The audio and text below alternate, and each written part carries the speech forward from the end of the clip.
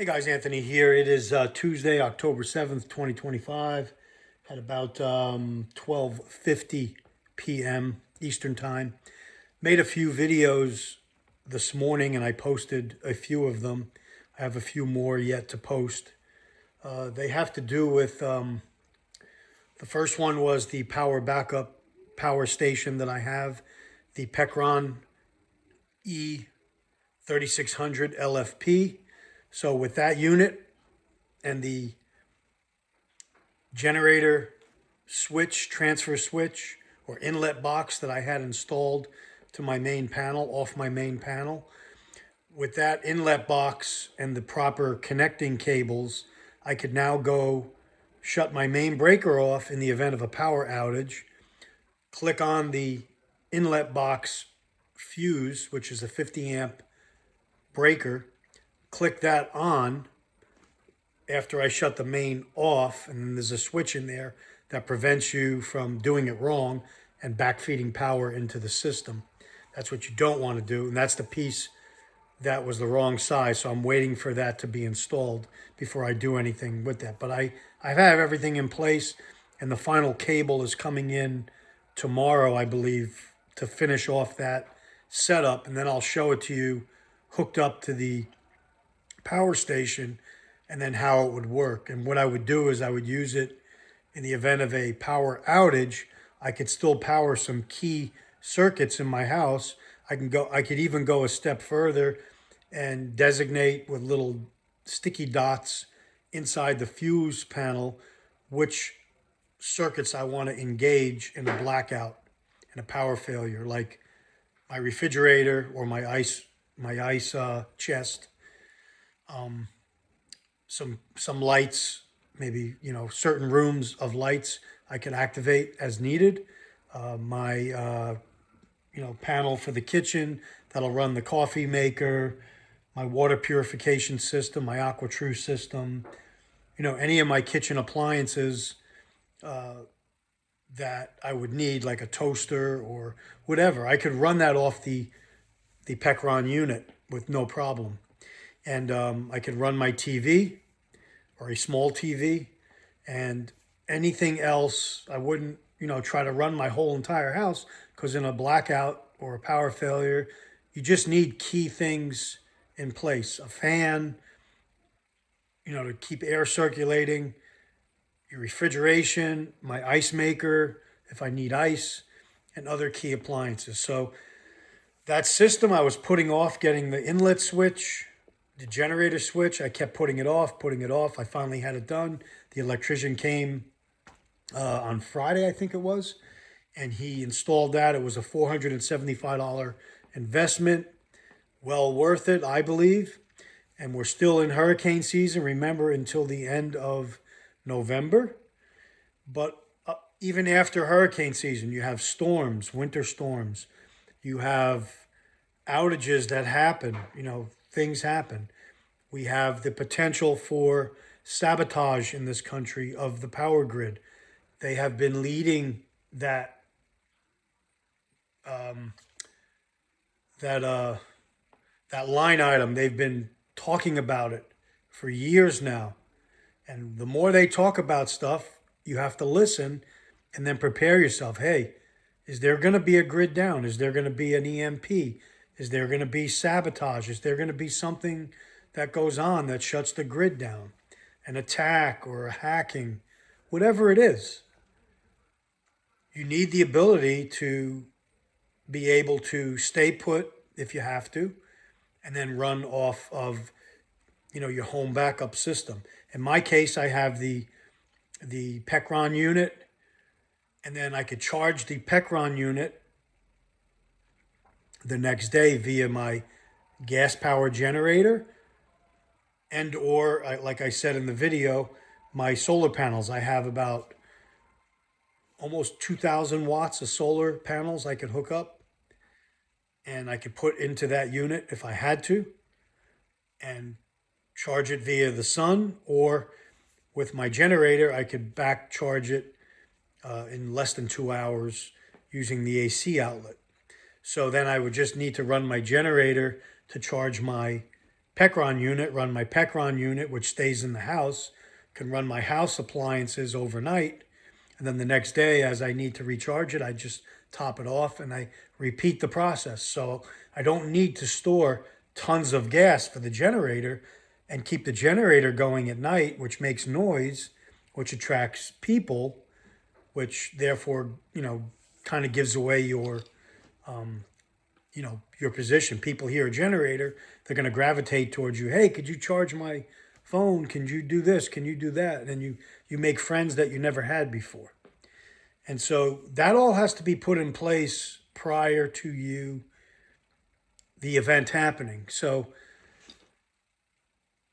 spend your money wisely, invest your money wisely. I know people invest in the stock market and Bitcoin and all this, even gold and silver. That's fine. But invest in your infrastructure, invest in your power needs. When the power goes out, talk to people that lost power for extended periods of time. I'm not talking about the lights go out for an hour or two and it interrupts your Netflix movie. I'm talking about the lights go out for, 2, 3 days plus. Now you have a problem. You have a problem with, you know, refrigeration, your food going bad, your freezer's shutting off, whatever. So you want that plan in place and to be able to run basic needs off grid and then be able to recharge numerous different ways, solar panels and generator backup to put into your power station. And then invest in the correct power station. Always go above a little bit of what you think you're going to need. If you think, oh, I just need a 500-watt power station, go to 1,000 watt. If you think all I need is 1,000-watt power station, go to a 15 or a 2,000 watt. If you have a 2,000 watt and that's what you think you need, go to a 3,000 plus watt like I did, and then it's expandable to 15,000. So I have that ability to expand it and not have to keep buying different power stations.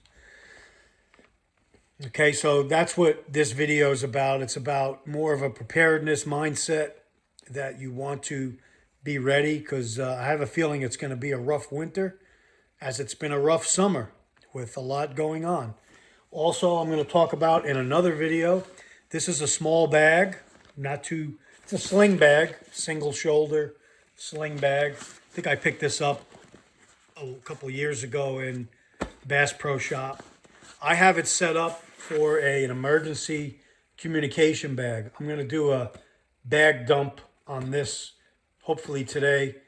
And I keep various radios, antennas, and the related gear towards listening and communication in the event of a grid down where you need to at least listen to ham radio, GMRS, even FRS, walkie-talkie type radios in and around the area. You could listen in on what's going on so you can at least either communicate and or listen in to local repeaters that may still be up and running and kind of get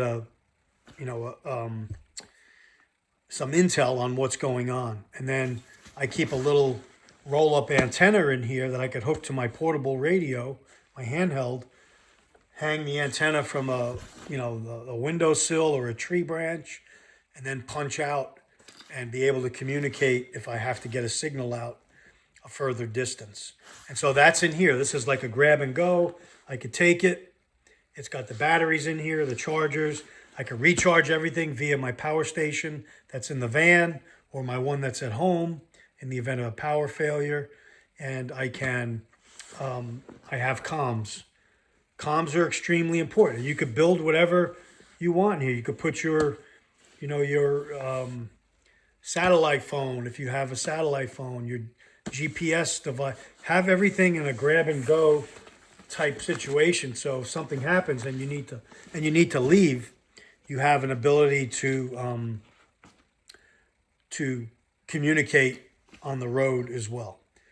That's above your base station units and all that. Because your base station unit you may have to abandon and run to your mom's house or whoever. And then you'd be able to take this and still have some comms. And then you think about that for the different categories of preparedness. You know, medical, do you have a grab and go medical kit, a comms kit, a food tote with food, water purification. You know, we just looked at the Grail water filters that I upgraded to, the Lifesaver jerry cans. All these things matter, and you need to have them prior to a disaster or some type of event or riot or civil unrest, whatever the cause, you want to be ready. Not going to tell you, hey, this is going to be sabotage. It could be just a failure of the grid. And then you're in trouble if you don't have what you need, and you're in the dark, and then you're scrambling, and then you're panicking. And do that for every category. Like I said, food, water, purification, comms, medical, medicines, that includes everything, medicines, self-defense, a bag with, your carry unit or backup ammo, whatever, extra magazines. If you had to grab it and go, you have a means of self-defense. Pretend you're going on a camping trip for a week or two. What would you need? And have that staged and ready to put into your vehicle, or have it in your garage, or have it somewhere. You could just throw it in your vehicle and go. I also have the e-bike. I could have a small amount of gear on there in case I couldn't use my vehicle. I could use my e-bike, and I could punch out up to, 40, 50 miles before the battery even dies. And I have, I could do reconnaissance or get to my mom's house or my brother's house on a bike, an e-bike. All important stuff to consider in the times that we're living in today. I know we do Bible studies and we do different things on this channel, but it's an overall mindset you have to have. Spiritually first, yes, but physically, what do I need to care for my family? A sick family. You may have an elderly person, mom and dad or whoever that you live with. Think about what they need. I have a pet on insulin. Has to stay cold. I need refrigeration. I have power backup to keep that refrigeration going so I could keep her insulin cold. And that could be for a human as well. Certain medicines have to stay cold. So you need to make ice, be able to make ice in the portable ice machine that I just did a video on. And also keep a small refrigerator going. If you can't keep your main refrigerator going because it uses too many watts and your power station can't handle it, have a smaller unit, a 12-volt unit that you could plug in and just keep some meat, eggs, milk, certain key items cold, your insulin, some medicines, and then go from there.